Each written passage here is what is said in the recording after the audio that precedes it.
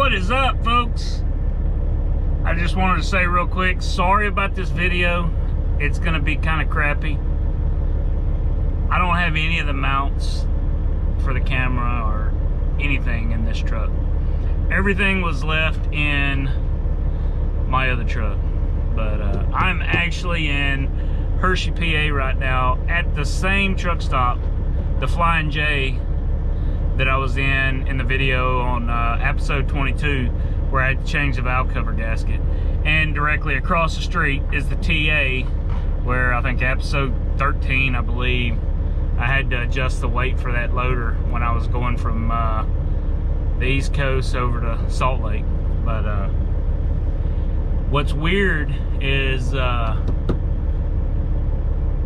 I pull in, I get diesel at this truck stop, and I go to look for a parking spot. The only parking spot available in this whole truck stop is the same exact parking spot I had when I did that video. That's where I parked, where I did my 34-hour reset on the video episode 22. Right before my truck broke down, blew the motor basically. Might as well say it blew the motor. Yeah, is that a bad omen or what? The same exact parking spot. But anyway, like I said, I apologize for the quality or whatever of the video. It's gonna kind of suck just because I don't have any of the mounts or anything for the camera or nothing like that. Plus my phone's full, so I either need to, I don't know, I need to look at upgrading my phone, or which I don't want to upgrade it because I feel like it's a waste of money. But I got a little SanDisk deal that I'm still trying to figure out. Anyway, apologize. Let's get to the video.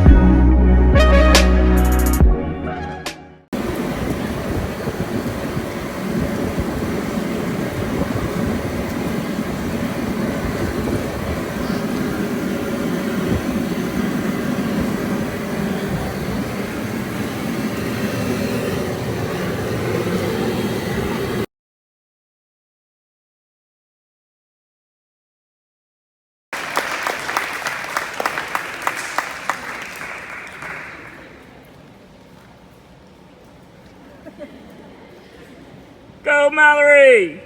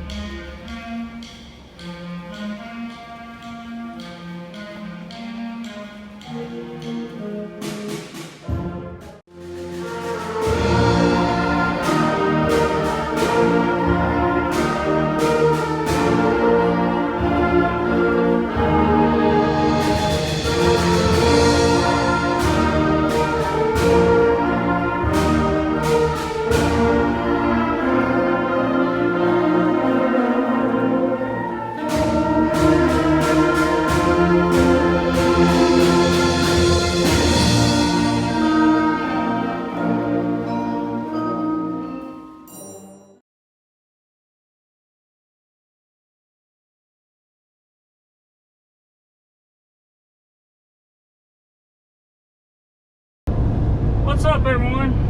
So, I'm in the new rig. It is a 2015 Volvo with a Cummins 450 horse. It's a Volvo V&L, I think is what it is. It's a mid-roof sleeper. It's nice. Got nice cold AC. Drives really good. Shifts really smooth.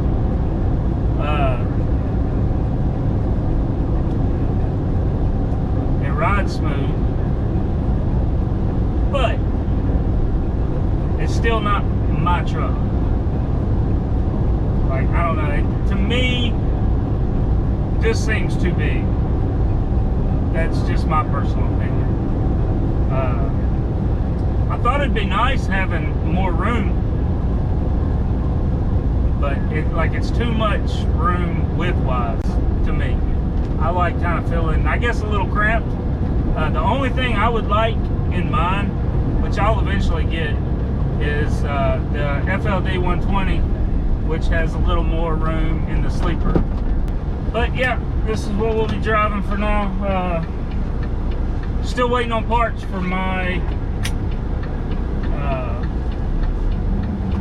truck. I talked to Cummins yesterday, and they're waiting on a couple pistons and sleeves. They said they had to part the kit out because they couldn't get a kit all together. So as of now, I will be running power only. So we'll see how that goes. I am on the way to Houston. I had to pick the truck up in Center today. The truck did have a front main seal leak, so they took it down to the mechanic. Got the mechanic to replace the front main seal. So I had to drive over there to get it to the mechanic shop. But like I said, we're on the way to Houston now. I am supposed to be picking up a tank in the morning, a tanker trailer. It is going from Houston to Stoughton, Massachusetts, which is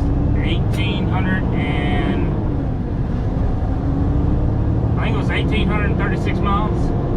I'd have to double check, but and it was paying, I believe it was 45.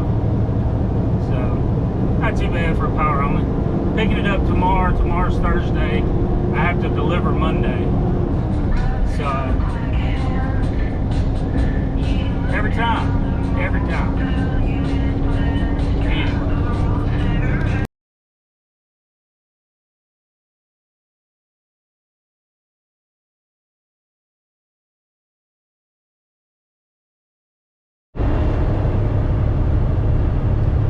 So, random question.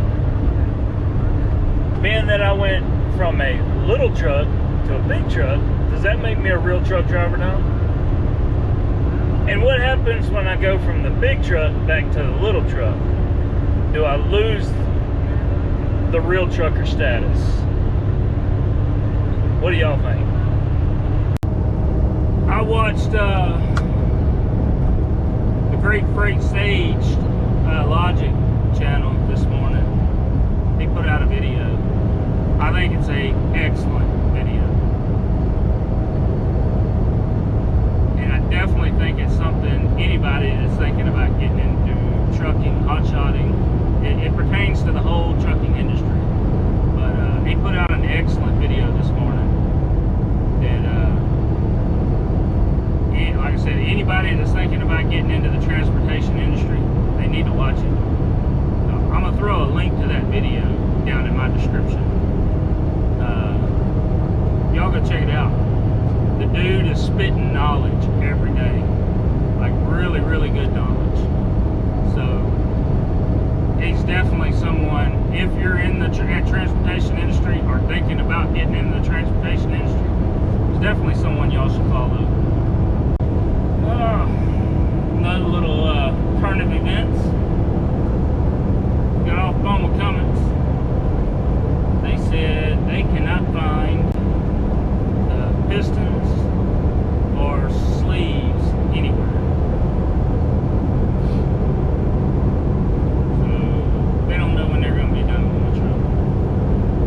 gave me the option, and they're working up the estimate on it now. They said they can get a piston, an aftermarket piston and sleeve kit out of Philadelphia, but they can't warranty it. And I was like, okay, what do you mean by you can't warranty it? You're replacing the head, the cam followers, the bearings, and everything else. Are you telling me you can't warranty the motor, or you can't warranty the just the aftermarket kit? And he said the aftermarket kit.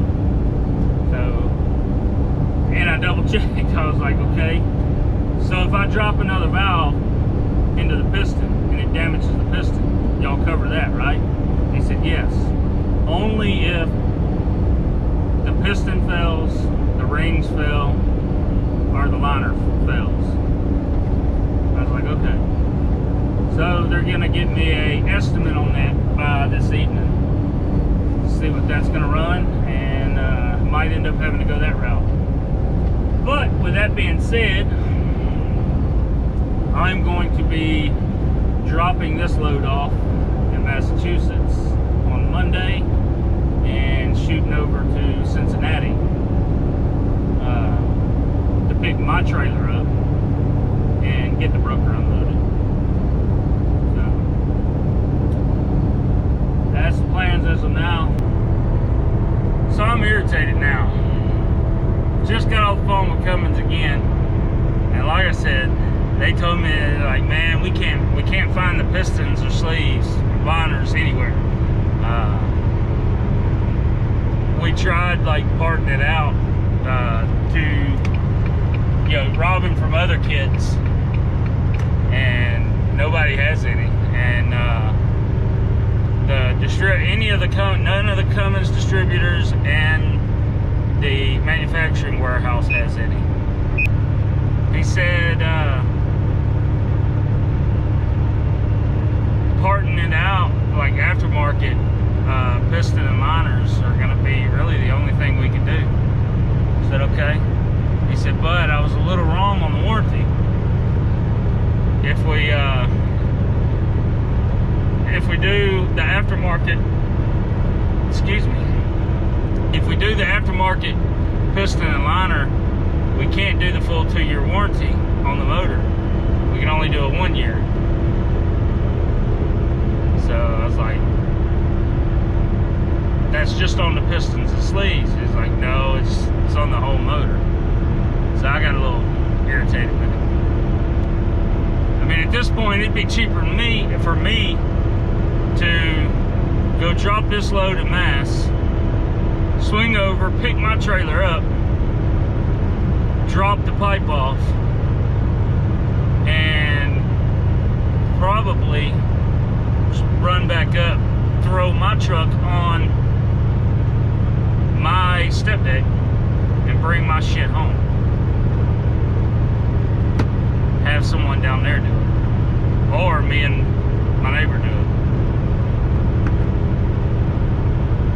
The only reason I was willing to spend the extra money is to get a full 2-year warranty on the motor, and that's not happening now. Well, he said he's going to check, but oh yeah.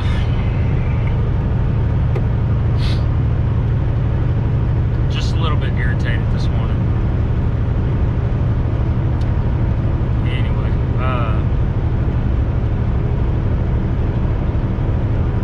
yeah, I don't know what I'm gonna do. I'm gonna wait on him to call me back, see what he says.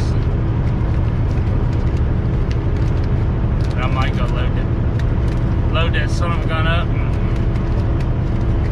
bring it back home. Anyway, later guys.